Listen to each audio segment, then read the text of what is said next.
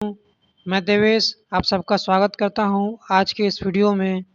आज हम ये जो यूपी जीके का क्लास है, ये तीसरा क्लास हम लोग देख रहे हैं, जिसमें कि हम लोग यूपी जीके के बारे में पढ़ेंगे। तो चलिए बिना देर करते हुए आज की क्लास को शुरू करते हैं। तो आज हम लोग पढ़ेंगे उत्तर प्रदेश के नदियों का वर्गीकरण। तो नदियों के हिसाब से अगर हम लोग उत्तर प्रदेश में बात करें तो मेन 3 तरह की नदियाँ उत्तर प्रदेश में बहती हैं। एक है जो हिमालय से निकलने वाली नदियाँ हैं, दूसरी हैं जो मैदानी क्षेत्र से निकलने वाली नदियाँ हैं और तीसरी हैं पठारी क्षेत्र से निकलने वाली नदियाँ। जैसे कि हम लोग ने पहले भी बात किया था कि हिमालय जो उत्तर प्रदेश में नदियाँ हैं वो 3 उद्गम से निकलती हैं। तो आज हम लोग उसका थोड़ा-सा रिकैप से स्टार्ट कर रहे हैं।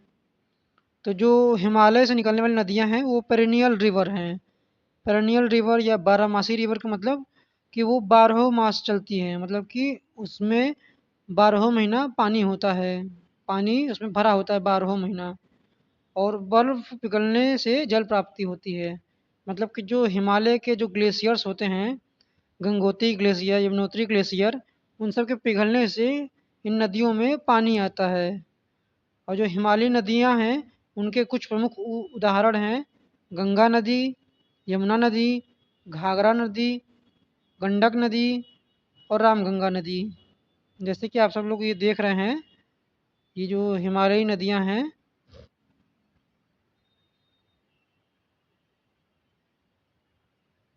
तो उसके बारे में हम लोग बात कर रहे हैं।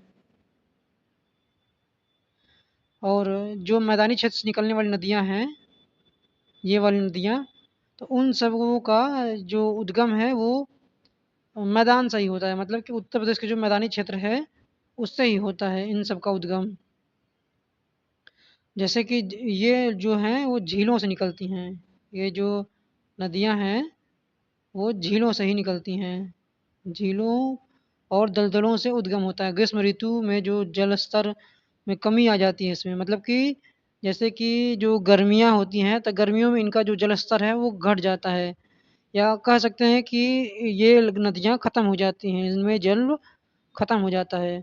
और इनकी जो प्रमुख एग्ज़ाम्पल हैं या जो इसकी जो प्रमुख वो हैं जो एग्ज़ाम्पल है वो है गोमती नदी, सई नदी, ईशान नदी। और जो पठारी क्षेत्र से निकलने वाली नदियाँ हैं वो हैं प्रायद्वीपीय पठार दक्षिण से उद्गम, मतलब कि ये जो बुंदेलखंड वाला क्षेत्र है, बुंदेलखंड, छोटा नागपुर, तो उनसे जो निकलती हैं नदियाँ, उधर वाली जो नदी हैं उनको पठारी नदी कहते हैं। मतलब कि जो उनका उद्गम है वो पठारों से होता है। जैसे कि प्रायद्वीपीय पठार दक्षिण से उद्गम होता है, पूर्वतः मौसमी नदियाँ होती हैं।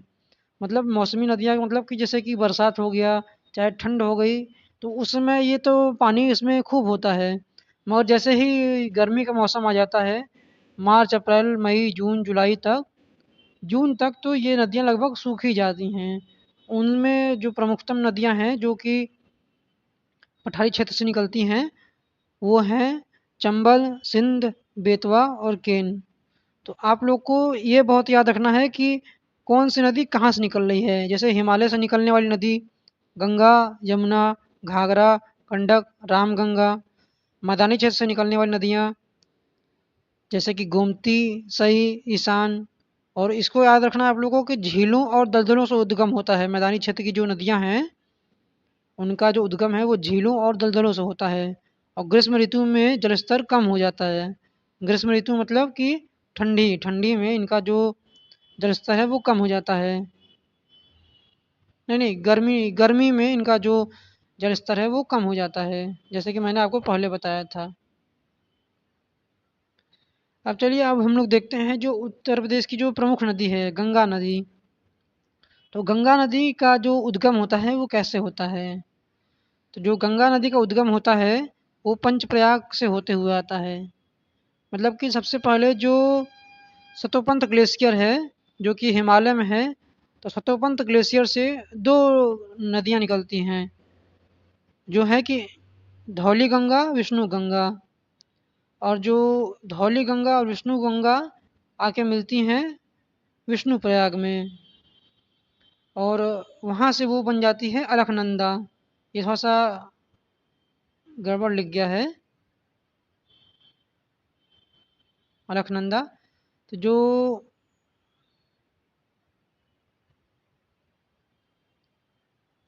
ये कट करेंगे हम लोग।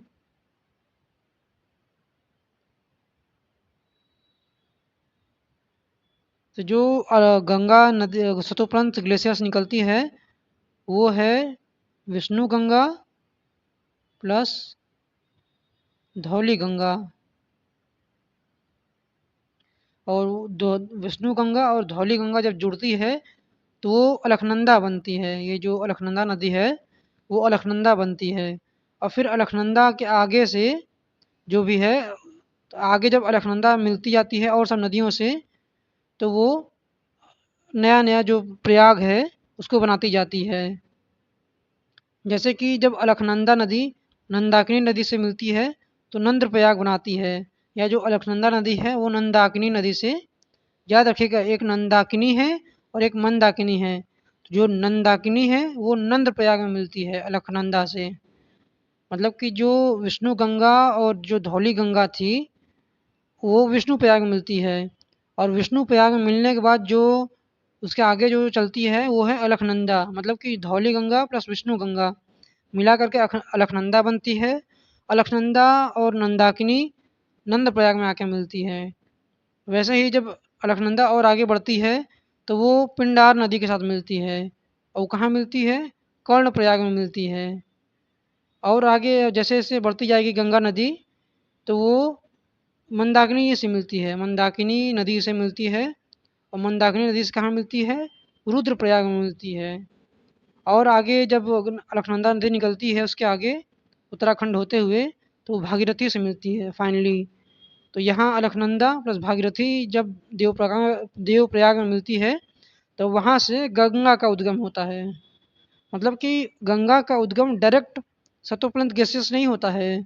गंगा का उद्गम अलकनंदा और भागीरथी मिलकर जब देवप्रयाग में मिलती हैं तो वहाँ से गंगा का उद्गम होता है। समझे?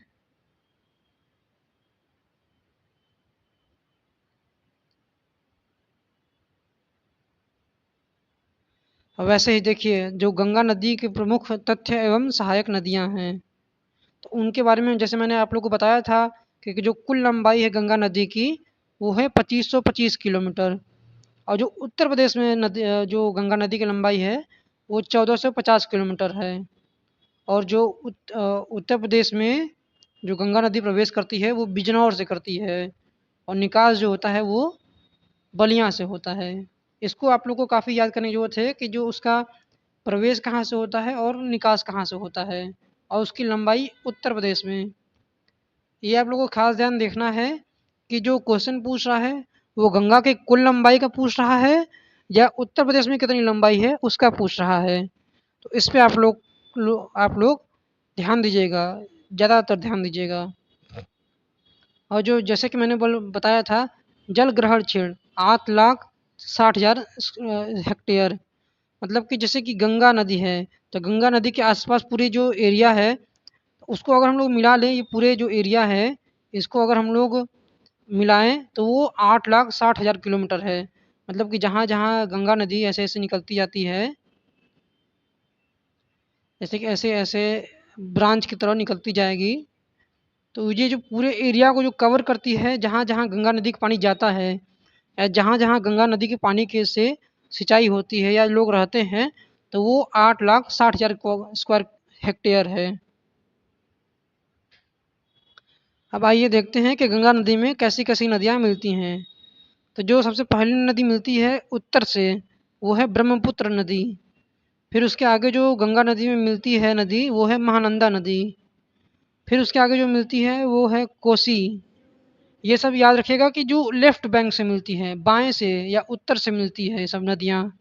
ये सब जो नदियाँ हैं वो जो उत्तराखंड वाला एरिया है उत्तराखंड से होती हुई आती हैं और इधर गंगा नदी से मिलती जाती हैं। तो जो ऊपर से मिलती है वो है ब्रह्मपुत्र, महानंदा, कोसी, बूढ़ी गंडक, गंडक, घाघरा, गोमती, रामगंगा। और इधर से जो मिलती है वो यमुना, टोन्स, सोन। मतलब कि कुल मिला करके ये मैं जो बता रहा हूँ, इधर जो एरिया है वो है आपका पश्चिम मतलब वेस्ट, और इधर जो है वो है ईस्ट। तो इधर से गंगा नदी होते हुए इधर जा रही है इस तरफ। तो जो इधर से वेस्ट से गंगा नदी से मिलती है वो सबसे पहले रामगंगा मिलती है, फिर गोमती मिलती है, घाघरा मिलती है, गंडक मिलती है, बूढ़ी गंडक मिलती है, कोसी मिलती है, महानंदा मिलती है और ब्रह्मपुत्र मिलती है। ब्रह्मपुत्र जानते ही हैं कि ये जो नॉर्थ ईस्ट है भारत का, वहाँ पे बहती है ब्रह्मपुत्र नदी। तो जो ये पूरा ओरिजिन है, मतलब कि यहाँ जो है आप सतोपंथ ग्लेशियर या जो देवप्रयाग है उधर मानिए, और इधर आप मानिए बंगाल। तो बंगाल की खाड़ी में जहाँ गिर जाती है गंगा नदी, वहाँ ये एंड है और ये स्टार्टिंग है। तो इधर से स्टार्ट होती है गंगा नदी और यहाँ से एंड हो जाती है गंगा नदी।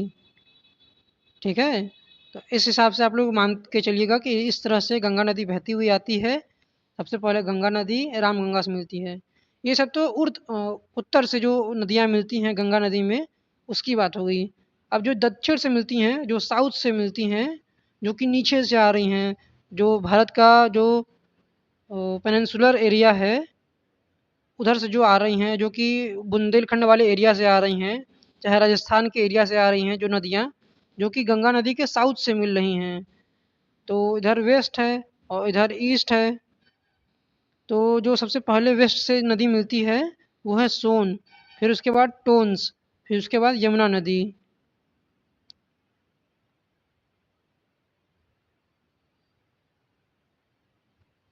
यमुना नदी आप लोग जैसे जानते ही हैं कि गंगा नदी में कहाँ पे आके मिलती है, प्रयागराज में मिलती है। तो गंगा नदी यहाँ आके मिल गई, उसके पहले गंगा में टोन्स मिल गई, सबसे पहले जाके सोन मिल गई। इसको आप लोग को याद रखना है कि ये सब स्पेशली राइट से मिलती हैं और साउथ से निकलती हैं, या गंगा नदी के साउथ में ये सब नदियाँ हैं। तो इसको आप लोग को ध्यान रखना है कि ये दाएं या दक्षिण से मिलती हैं और साउथ से निकलती हैं, या गंगा नदी के साउथ से ज्वाइन करती हैं गंगा नदी को।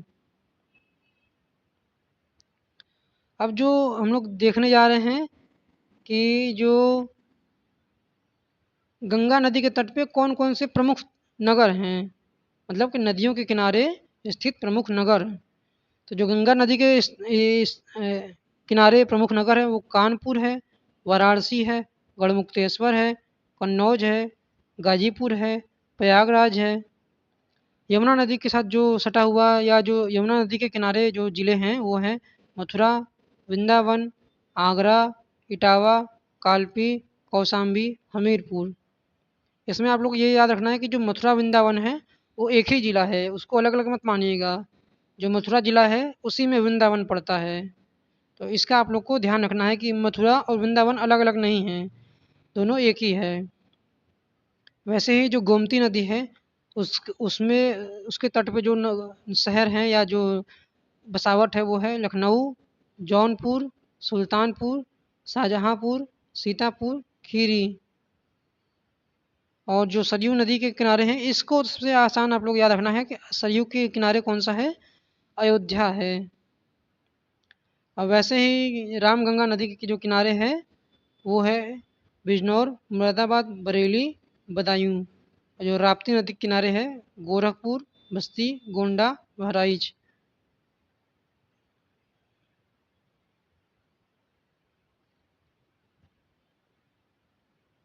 तो कानपुर, ऐसे तो मुझे अभी कुछ ट्रिक नहीं याद आ रहा है, मगर ये जो एरिया है वही मैं बोला था कि इन सब एरिया को आप लोग को मैप पे देखना पड़ेगा। अगर आप लोग मैप पे इसको एक बार देख लेंगे तो इससे आप लोग को बहुत क्लैरिटी मिलेगी कि कौन सा जो जगह है वो कहाँ है। जैसे कि ये जो मथुरा, वृंदावन, आगरा वाला जो इलाका है, अगर हम लोग उत्तर प्रदेश को ऐसे ड्रॉ करें तो ये जो एकदम साउथ से होते हुए पठारी क्षेत्र को होते हुए आ रही है, इधर के आसपास का ही पूरा एरिया है। ये जो कानपुर वाराणसी वाला एरिया है वो जो उत्तर प्रदेश है उसका मध्य एरिया वाला जो पोर्शन है वो है। गोमती नदी है, तो गोमती नदी का जो एरिया है वो इस तरह से है। इस तरह से, मतलब कि वर्टिकल टाइप में राउंड है। सरयू नदी तो एक ठो है ही अयोध्या के साथ। जो रामगंगा नदी है उसका जो एरिया है वो थोड़ा सा इस तरह से है, जो जैसे कि इधर सरयू इधर गोमती का हो गया और इधर रामगंगा का हो गया। तो ये जो वर्टिकल वर्टिकल एरिया है इससे आप लोग को याद कर सकते हैं। और राप्ती जो है वो जो एंड है वहाँ पे है। जैसे कि अगर 3 भाग में अगर बाँटेंगे वर्टिकली उत्तर प्रदेश को, तो जो सबसे फ्रंट में है वो रामगंगा है, बीच में गोमती है और जो आखिरी में है वो है राप्ती नदी। या राप्ती नदी के किनारे जो जो जगह है या जो बसावट है, ज़िला है, वो सब है।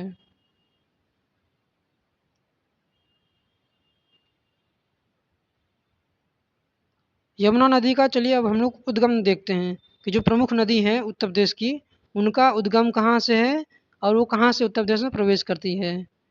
तो जो यमुना नदी का उद्गम है वो यमुनोत्री ग्लेशियर से है, जो कि बंदरपूछ पर्वत से निकलती है। आप लोग को याद रखना है कि जो यमुनोत्री ग्लेशियर है वो बंदरपूछ पर्वत पे है। मतलब ये ग्लेशियर तो क्या होता है कि वो पत्थर पे जमा ना होता है या जो पहाड़ पे जमा होता है। ऐसे अगर पहाड़ है तो ये जो टिप होता है उस पे जमा होता है ग्लेशियर। तो ये जो पहाड़ है उसका नाम है बंदरपूछ पर्वत, समझे। और जो उस पे जो ग्लेशियर्स हैं वो है यमुनोत्री ग्लेशियर। तो यमुनोत्री ग्लेशियर से निकलती है और बंदरपूछ पर्वत पे है ये यमुनोत्री ग्लेशियर। और उत्तर प्रदेश में प्रवेश करती है सहारनपुर से। और कुल लंबाई जो है यमुना की वो है 1376 किलोमीटर। और जैसे कि मैंने आप लोग को बताया है कि संगम प्रयागराज में जाके गंगा नदी से मिल जाती है यमुना नदी।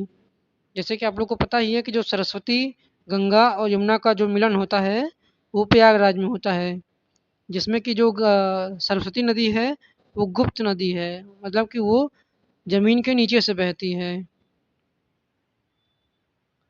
वैसे ही जो रामगंगा नदी है वो दूधा टोली पर्वत से निकलती है, जो कि हिमालय का ही एक पार्ट है। जो दूधा टोली श्रेणी है वो हिमालय का ही एक पार्ट है, एक छोटा सा हिस्सा है। जैसे कि हिमालय बस एक पहाड़ नहीं है, हिमालय एक पहाड़ का श्रेणी है।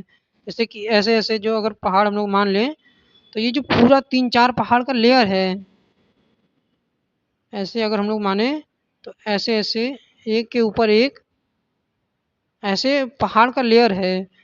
तो जो उसमें ये जो बीच वाला लेयर है वहाँ से ये जो दूधा टोली पर्वत श्रेणी है वहाँ से रामगंगा नदी निकलती है, जिसकी कुल लंबाई 690 किलोमीटर है। और विशेषकर इसको याद रखना है कि ये जो जिम कॉर्बेट नेशनल पार्क है उसको बीच में से काटती हुई आती है। जैसे कि ये जिम कॉर्बेट नेशनल पार्क है तो उसके बीच में से ये बहती हुई आती है रामगंगा नदी। और जो जो नया फैक्ट है वो है कि जो जिम कॉर्बेट नेशनल पार्क है उसका अब नया नाम रामगंगा नेशनल पार्क भी रख दिया गया है। मतलब कि जो अब नया नया आ रहा है जो एग्जाम में वो आ रहा है, पूछ रहा है कि जो रामगंगा नेशनल पार्क है वो कहाँ है या उसका पुराना नाम क्या था। तो जो रामगंगा नेशनल पार्क है उसका पुराना नाम जिम कॉर्बेट नेशनल पार्क है। और ये जो नदी है रामगंगा नदी वो जिम कॉर्बेट नेशनल पार्क से बीच से होते हुए आती है और कन्नौज के पास गंगा में आके मिल जाती है। जैसे कि अगर गंगा नदी ऐसे जा रही है तो इधर से आकर के इस जगह पे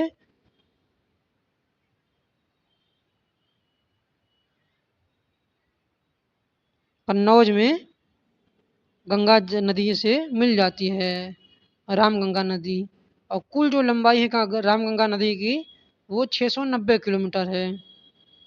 तो आप लोग को स्पेशली याद रखना है जो यमुना नदी का, गंगा नदी का, रामगंगा नदी का, गोमती नदी का और ये जो घाघरा सोन राप्ती नदी का। तो जो मेन आप लोग को याद रखना है वो आप लोग को गंगा यमुना, जैसे कि इसमें जो है गंगा जैसे कि ये सब है गंगा यमुना गोमती सरयू रामगंगा राप्ती। तो इन सबों का जो एरिया है कहाँ से उत्तर प्रदेश में एंट्री करती है, कितनी कुल लंबाई है, इन सब का आप लोग को स्पेशली ध्यान रखना है, इसके बारे में आप लोग को याद करना है, ज़रूरी है। ठीक है।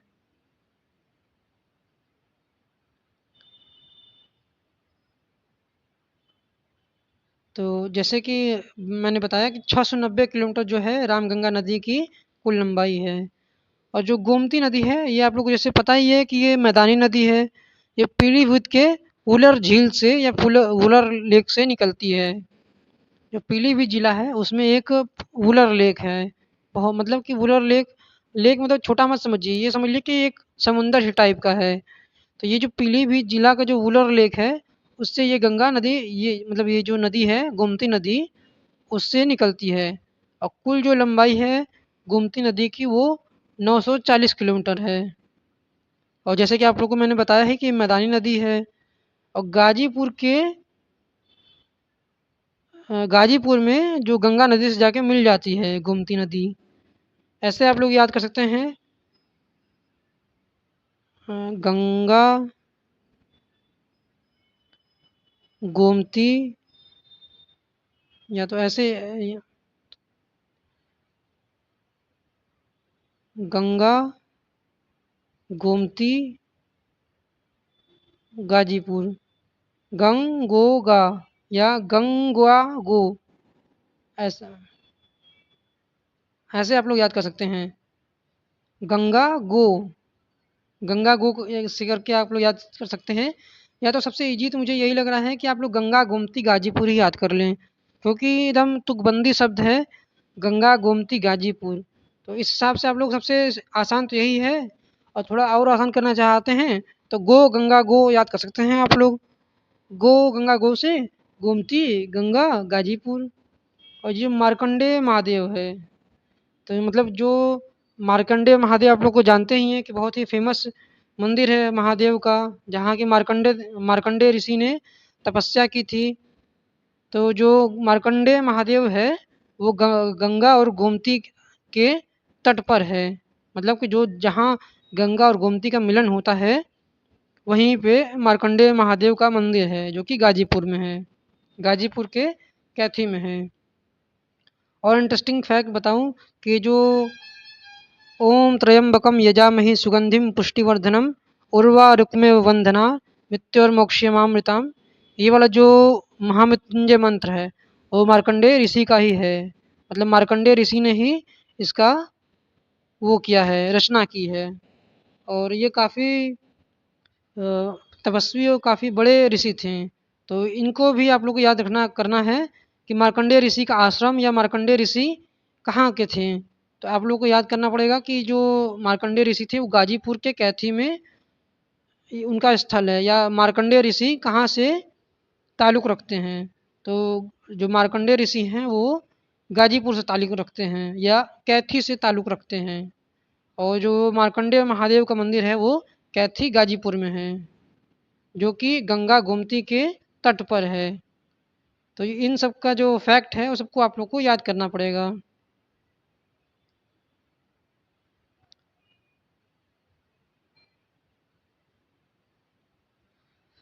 अब आगे देखते हैं घाघरा या करनाली नदी। इसको कुछ कुछ जगह करनाली भी बोलते हैं और ज़्यादातर यूपी में इसको घाघरा नदी ही बोलते हैं। जैसे कि जिसका उद्गम मापचा चुंगो ग्लेशियर से तिब्बत से निकलता है। मतलब कि ये जो है ये थोड़ा सा हिमालय से ही है, मगर हिमालय के नॉर्थ ईस्ट में है। और जो अन्य नाम है पर्वतों में करनाली, मैदान में इनका नाम घाघरा होता है। उत्तर प्रदेश में प्रवेश करती है लखीमपुर खीरी से, लखीमपुर खीरी के सीसा पानी नामक स्थान से उत्तर प्रदेश में ये प्रवेश करती है। और जो छपरा है वहाँ पे जा कर के ये मिल जाती है गंगा नदी से। ये जो घाघरा नदी है वो छपरा में जा कर के गंगा से मिल जाती है। वैसे ही जो स्वर्ण नदी है या सोन नदी है, जहाँ से ज़्यादातर आप लोग जानते ही हैं।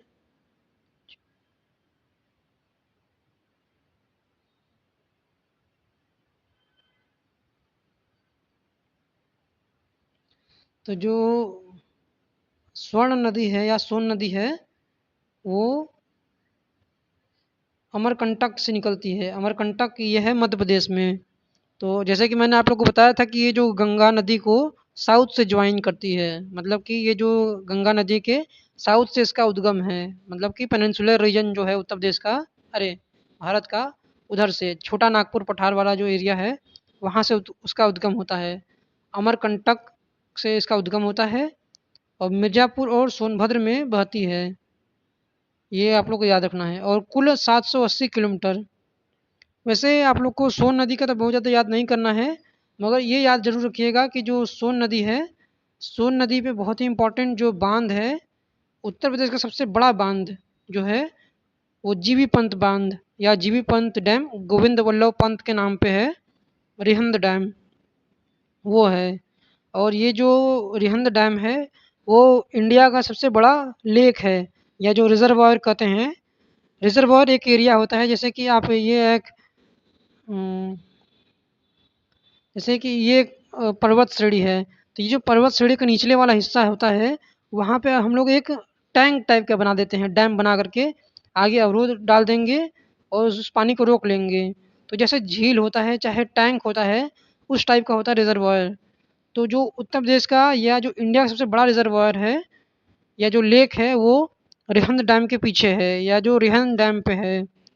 तो इस हिसाब से जो सोन नदी है वो इम्पोर्टेंट हो जाती है, जिसका कि जो क्षेत्रफल है या जो एरिया इन्फ्लुएंस होता है वहाँ वो है मिर्ज़ापुर और सोनभद्र से। और ये जो रिहंद डैम है वो सोनभद्र की पिपरी में ही है।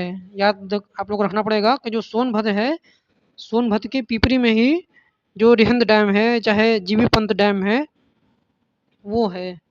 और जो कुल जो लंबाई है सोन नदी की वो है 780 किलोमीटर। और उद्गम तो आप लोग याद करना ही है अमरकंटक से।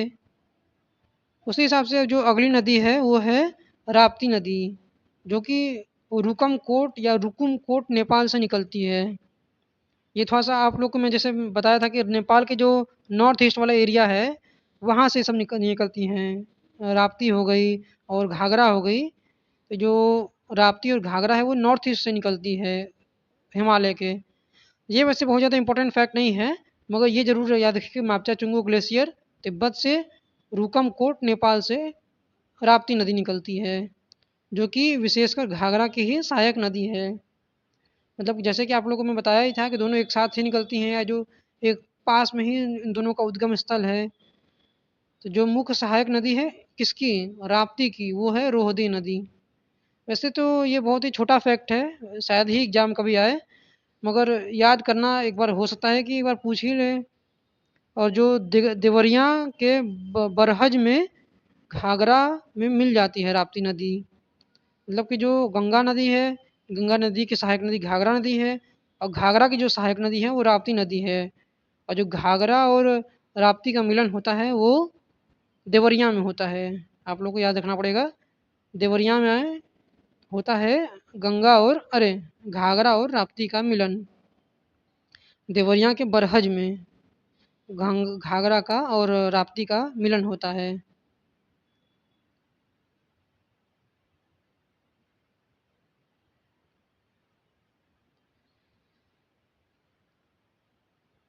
अगला जो है, अब हम लोग पढ़ेंगे कि उत्तर प्रदेश में जो कृषि या जो सिंचाई होती है कृषि में, वो कैसे होती है या वो किस किस साधनों से हो जाती है या होती है। तो जो उत्तर प्रदेश में कृषि होती है या जो उत्तर प्रदेश है वो कृषि प्रधान अर्थव्यवस्था है, जैसे कि आप लोग को पता ही है। तो जो उत्तर प्रदेश में उत्तर प्रदेश में जो कुल आबादी है उसका 59.3%, मतलब कि जो काम कर सकते हैं, मतलब कि जो 18 से लगभग 50 वर्ष या 45 वर्ष की जो आयु है वहाँ तक के जो एम्प्लॉयबल लोग हैं जहाँ जिनको कि रोजगार दिया जा सकता है, उनका कुल जो स्ट्रेंथ है उनका 59.3% सिर्फ प्राइमरी सेक्टर या जो फार्मिंग है, खेती है, उससे रिलेटेड है। मतलब कि उन उसमें ही काम करते हैं ज़्यादातर लोग। जो उत्तर प्रदेश की कुल जनसंख्या है, कार्यशील जनसंख्या, उसका 59.3% लोग सिर्फ खेती से जुड़े हुए हैं। मतलब कुल कार्यशील जनसंख्या कृषि प्राइमरी सेक्टर पर निर्भर करती है। 2011 जनगणना के हिसाब से इसमें जो 29% कृषक हैं वो 30.3% कृषि श्रमिक हैं। कृषक और कृषि श्रमिक का मतलब कि जैसे कि जो लेबर होते हैं, जैसे कि खेत किसी का भी हो मगर जो उसमें लेबर लगाते हैं, कृषि श्रमिक लगाते हैं बुआई के समय, जुताई के समय और उसके बाद और भी जो धान वान लगाने के समय। तो जो उसमें जितने भी लोग होते हैं, जैसे कि मान लीजिए सबका खेत है, तो उसमें जो 29% है उनका अपना खेत होता है और जो 30.3% लोग होते हैं उनका बहुत छोटा छोटा खेत होता है, तो दूसरे के खेत में भी जाके काम करते हैं। तो मतलब कुल मिलाकर के जो 59.3% लोग हैं उन उनमें भी 29% जो हैं वो कृषक हैं जिनके पास बड़ा बड़ा ज़मीन है, और 30% जो लोग हैं, 30.3% लोग, उनके पास छोटा छोटा ज़मीन है जो कि दूसरे के खेतों में भी जाके काम करते हैं। और जैसे कि मैं पहले वीडियो से ही आप लोग को बताते आ रहा हूँ कि जो उत्तर प्रदेश में कुल जो एग्रो क्लाइमेटिक जोन है वो 9 एग्रो क्लाइमेटिक जोन हैं और 20 एग्रो इकोलॉजिकल जोन।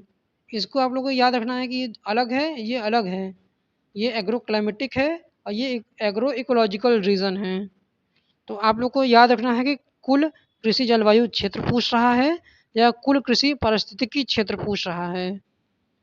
तो इसमें आप लोग को स्पेशली ध्यान रखना है, और मैं इसको एक साथ भी इसीलिए रखा हूँ ताकि कन्फ्यूजन ना हो कि क्या पूछ रहा है आपसे, एग्रो इकोलॉजिकल जोन पूछ रहा है या एग्रो क्लाइमेटिक जोन आपसे पूछ रहा है। और उसी हिसाब से अगर हम लोग मिट्टियों को क्लासीफाई करें उत्तर प्रदेश में कि कुल कितने तरह की मिट्टियाँ उत्तर प्रदेश में मिलती हैं, तो कुल 8 प्रकार की जो मिट्टियाँ मिलती हैं वो उत्तर प्रदेश में मिलती हैं। और वो इसलिए होता है क्योंकि जो उत्तर प्रदेश का जो भौगोलिक संरचना है वो अलग अलग है। हमेशा हर जगह तो पठार नहीं है, हर जगह प्लेन में नहीं है, हर जगह पत्थर भी नहीं है, कुछ भाबर है, कुछ तराई है, कुछ जो है वो मैदानी इलाका है, कुछ पठारी इलाका है। जैसे जैसे जो ज़मीन बदलती जाती है वैसे वहाँ की मिट्टी भी बदलती जाती है। तो इस हिसाब से जो कुल जो 8 प्रकार के मिट्टियाँ उत्तर प्रदेश में मिलती हैं। अब सबसे बड़ा हम लोग को ध्यान रखना है जो किसानों का वर्गीकरण है। तो वृहद किसान मतलब कि जिनके पास 10-10 एकड़, 10 हेक्टेयर, मतलब 10 हेक्टेयर मतलब कि 50 एकड़, 60 एकड़, 100 एकड़ जो ज़मीन है, उतना बड़ा-बड़ा जो ज़मीन है, उनको हम लोग वृहद किसान में मानेंगे, लार्ज फार्मर्स में मानेंगे। और जिनके पास जो 4 से 10 हेक्टेयर, जिसे हम लोग मान सकते हैं 50 से कुछ मिला करके 10 हेक्टेयर, 10 एकड़ तक जिसके पास ज़मीन है, उसको हम लोग मध्यम आकार के या जो मध्यम श्रेणी के कृषक मानेंगे। और उसके बाद फिर ये जो अर्ध मध्यम है वो तो कोई कुछ खास नहीं है कोई भी क्लासिफिकेशन, मगर मैं डाल दिया हूँ कि जो अर्ध मध्यम क्लास के जो कृषक हैं जिनके पास 2 से 4 हेक्टेयर तक लगभग ज़मीन है, वो कुल मिलाकर के लगभग 10% के आसपास हैं। और जो लघु कृषक हैं जिनके पास 1 या 2 हेक्टेयर मतलब कि लगभग 2 या 5 एकड़ के आसपास ज़मीन है, वो लगभग हैं 16%। और जो सीमांत किसान है मतलब कि जिनके पास 1 एकड़ से कम ज़मीन है वो सीमांत किसान होते हैं। तो कुल जो सीमांत किसान हैं वो 74% है। मतलब कि अगर कुल मिला के अगर हम लोग 100 कृषक को माने तो उसमें जो 74 कृषक हैं वो सीमांत कृषक हैं, जो 16 कृषक हैं वो लघु कृषक हैं, जो 10 कृषक हैं वो अर्ध मध्यम प्रकार के कृषक हैं, और जो मीडियम और जो बृहद किसान हैं वो 2-4 मान लीजिए या 5 मान लीजिए, 5% के आसपास मान लीजिए कि बृहद किसान हैं, चाहे मध्यम श्रेणी के किसान हैं, जिनके पास कि समझ लीजिए कि 50-50, 100-100 एकड़, 50 एकड़ से ऊपर 50 एकड़ तक जो ज़मीन है वो बृहद और मध्यम में आएंगे। तो उन सब की जो श्रेणी है वो 2-4% ही है, ज़्यादा नहीं है, वो लोग कम ही हैं। तो आप लोग को इसका आप लोग को स्पेशली ध्यान रखना है कि कितने परसेंट कृषक कहाँ हैं। और जो इसका क्लासिफिकेशन में पूछ सकता है कि वृहद कृषक किसको मानेंगे, मध्यम कृषक किसको इसको मानेंगे, लघु कृषक किसको मानेंगे, सीमांत कृषक किसको मानेंगे, इसके बारे में भी आप लोगों से पूछ सकता है। अब बाकी तो ये कितने परसेंट हैं वो तो आपसे बिल्कुल पूछ ही सकता है, अगर कृषि से जल क्वेश्चन उठा दिया तो।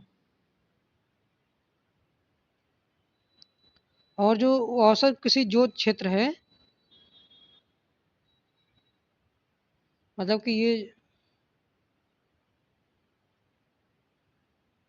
जो औसत कृषि जोत क्षेत्र है, मतलब कि अगर हम लोग सबको एक बराबर मान लें, मतलब 100 किसान हैं, तो हर एक किसान के पास कितना ज़मीन आ रहा है?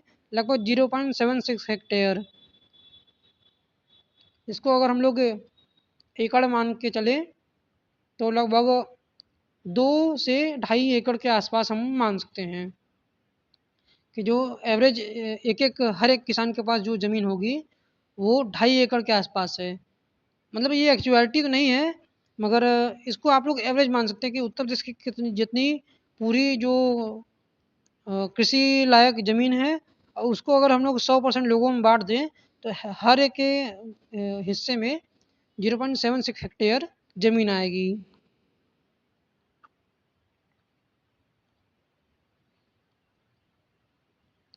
अब हम लोग को याद करना है कि जो ऋतुएँ किस कैसी-कैसी होती हैं किसानी में, चाहे फसलों में। तो जो खरीफ फसल होती हैं या जो खरीफ सीज़न होता है, वो कब से कब तक आता है? तो वो उसकी बुआई जो होती है, वो उसकी बुआई होती है जून-जुलाई में, और जो कटाई होती है वो अक्टूबर-नवंबर में होती है। तो खरीफ से आप लोग याद कर सकते हैं खरा-खरा। तो जो खरा मौसम होता है, जो कड़ा मौसम होता है, जहाँ की काफ़ी गर्मी होती है, काफ़ी कड़ाई होती है, तो उसमें जो बुआई होती है वो खरीफ में होती है, और जो कटाई होती है वो अक्टूबर-नवंबर। मतलब कि कड़े-कड़े में तो हम लोग बो दिए, मगर जो सॉफ्ट हुआ मौसम, तो उसमें हम लोग उसका कटाई कर दिए। उसका जो उसको जो उसका हम लोग कटाई कर दिए या उसको हम लोग काट दिए।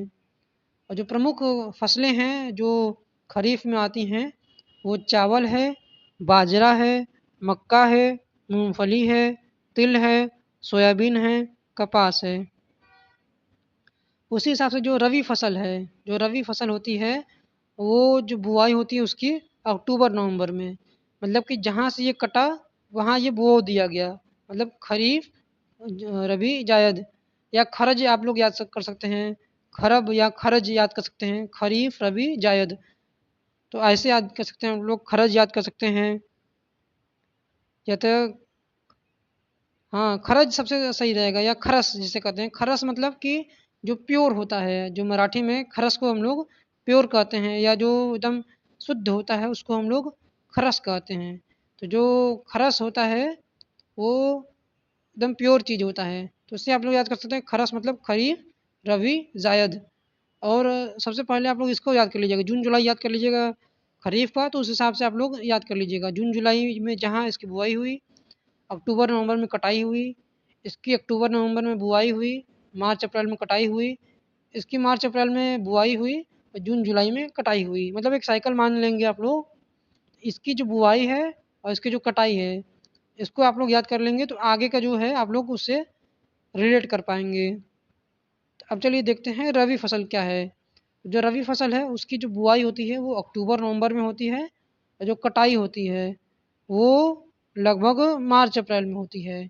और जो रबी की जो प्रमुख फसलें हैं वो है गेहूँ, जौ, चना, मटर, आलू, सरसों, मसूर। मतलब कि जो थोड़ा-थोड़ा सूखा-सूखा सब्जी जिसे कहते हैं हम लोग, जैसे कि गेहूँ हो गया, जौ हो गया, चना हो गया, मटर हो गया, आलू हो गया, सरसों हो गया, मसूर हो गया। मतलब कि जो सूखा सब्जी होती है और जो तिलहन होता है, वो ज़्यादातर खरीफ रबी में होता है। तो इसमें आप लोग याद कर सकते हैं कि अक्टूबर नवंबर में बुआई, मार्च अप्रैल में कटाई। और जो सूखा-सूखा सब्जी होता है, चाहे जो सरसों वाला सीज़न होता है, जिसके हम लोग सरसों के साग खाते हैं ठंडी में। तो सरसों के साग कब खाते हैं हम लोग? ठंडी में काटते हैं। मतलब कि मार्च अप्रैल में कटाई होगी उसकी। ऐसे आप लोग याद कर सकते हैं। या तो आप लोग को अगर बैसाखी-वैसाखी याद हो, तो उससे आप लोग याद कर सकते हैं। और उस हिसाब से जायद फसल मतलब ये छोटा-सा एरिया टाइम के लिए होता है। इसमें ज़्यादातर खरबूज, खीरा, ककड़ी फसल, सब्जियाँ, मतलब कि जो छोटे-छोटे क्रॉप्स होते हैं जिनका भैया 2-3 महीना में कटाई हो सके, वैसे जो फसल होते हैं उनको ज़ायद सीज़न में बोया जाता है। जिसमें मार्च अप्रैल में कटाई हुई और जून जुलाई में मतलब मार्च अप्रैल में इनकी बुआई हुई, जून जुलाई में कटाई हुई। मतलब इसको आप लोग मान सकते हैं जो पानी वाला जिसमें कि काफ़ी स्तर में जो फलों में, सब्जियों में जो इसमें पानी होता है, उसका जो बुआई और कटाई होता है वो ज़ायद में होता है। मतलब मार्च अप्रैल में बुआई और जून जुलाई में कटाई। ऐसे आप लोग याद कर सकते हैं। और वैसे भी अभी तो जो सीज़न चल रहा है वो ज़ायद वाला ही चल रहा है। तो ऐसे आप लोग याद कर सकते हैं ज़ायद की फसलों को।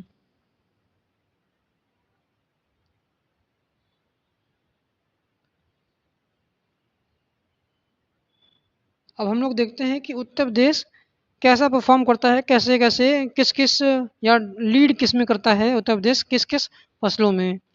तो जो उत्तर प्रदेश लीड करता है वो गन्ना में होता है और जो शीर्ष उस उत्पादक ज़िले हैं मतलब कि सबसे ज़्यादा प्रोडक्शन जहाँ होता है वो है लखीमपुर खीरी।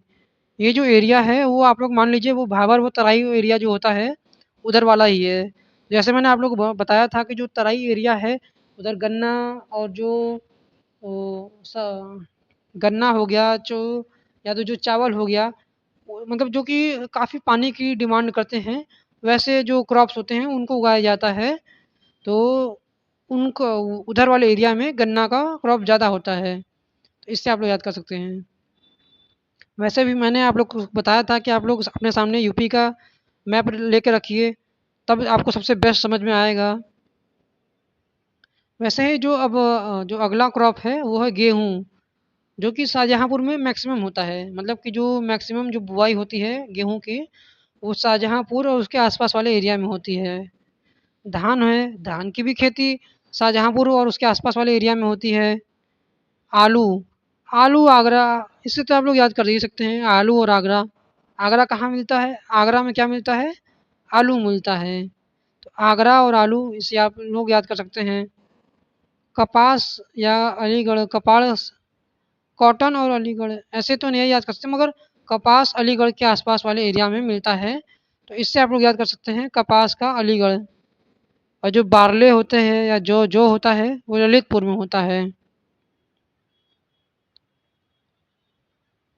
ऐसे आप लोग याद कर सकते हैं पार्ले लाल या बारले लाल तो आप लोग याद कर सकते हैं बारले ललितपुर।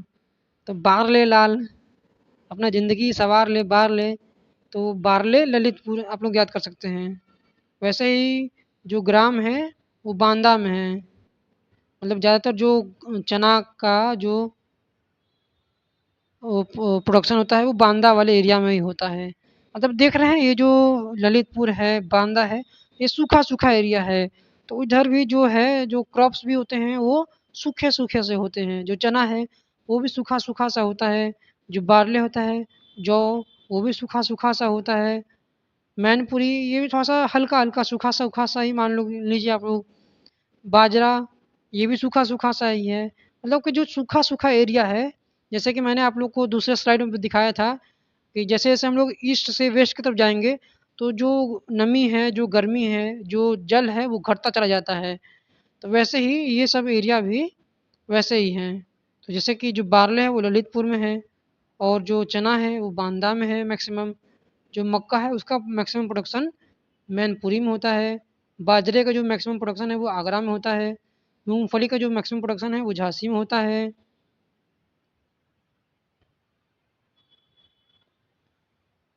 और जो तम्बाकू है, इसका मैक्सिमम प्रोडक्शन एटा में होता है। प्याज का मैक्सिमम प्रोडक्शन फ़तेहपुर में होता है।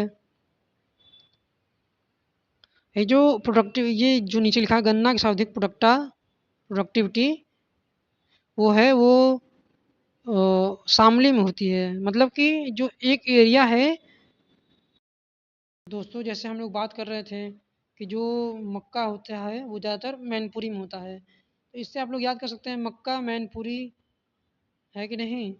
चना बांदा, बाजरा आगरा, ये थोड़ा-सा तुकबंदी शब्द हो रहे हैं कि नहीं?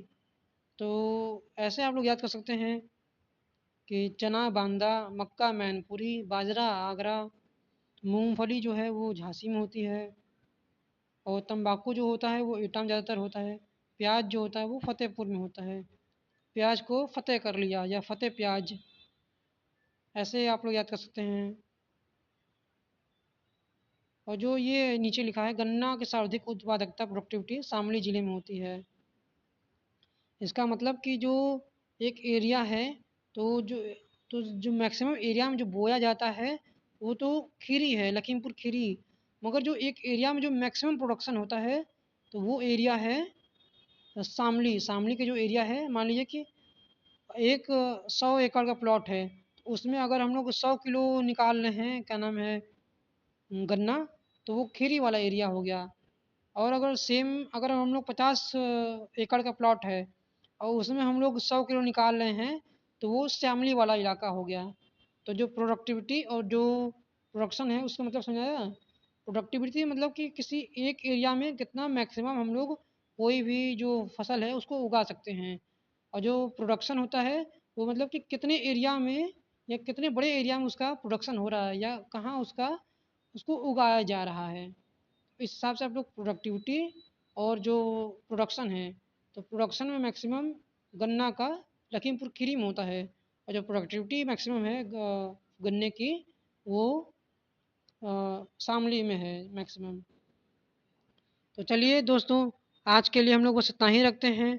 फिर मिलेंगे, तब तक के लिए नमस्कार, जय हिंद, जय भारत।